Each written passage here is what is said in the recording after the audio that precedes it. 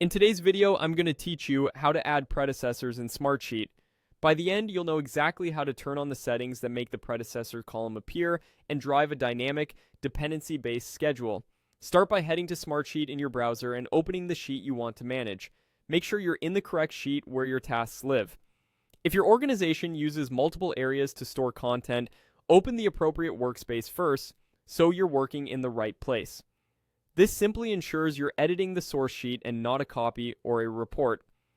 Once you're in the sheet, look to the top right for the settings or gear icon. Click it to open the project settings panel. This is where Smartsheet controls all the scheduling logic behind the scenes, including dates, working days, and dependencies. If you don't see this option, you may need editor or admin permissions on the sheet, so check your access with the sheet owner. In the project settings, set your project's date range. Pick a start and end date that realistically covers all tasks.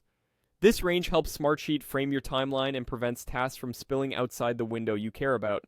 It's especially useful if you visualize your work in a Gantt view because it keeps the timeline focused and clean. If your tasks already have dates, keep the range broad enough to include them. You can refine it later. Next, enable dependencies. Turning on dependencies is the key step that activates automated scheduling. When you do this, Smartsheet creates or confirms the start, finish, duration, and predecessors columns. From then on, the schedule updates automatically when dates or relationships change.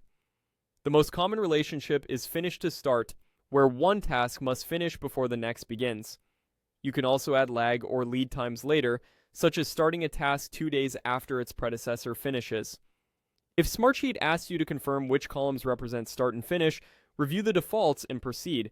The mapping ensures your existing data stays aligned. Click Apply to save these settings. You'll now see the predecessors column in your grid. That's the column you'll use to reference task numbers and define the order of work. With dependencies enabled, moving a predecessor task will adjust its dependent tasks automatically, which keeps your timeline consistent without manual recalculation. A couple of quick tips before you wrap up.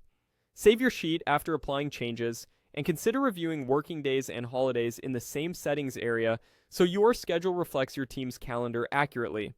That's it. Your sheet is now ready to use predecessors to manage a reliable, dynamic project timeline.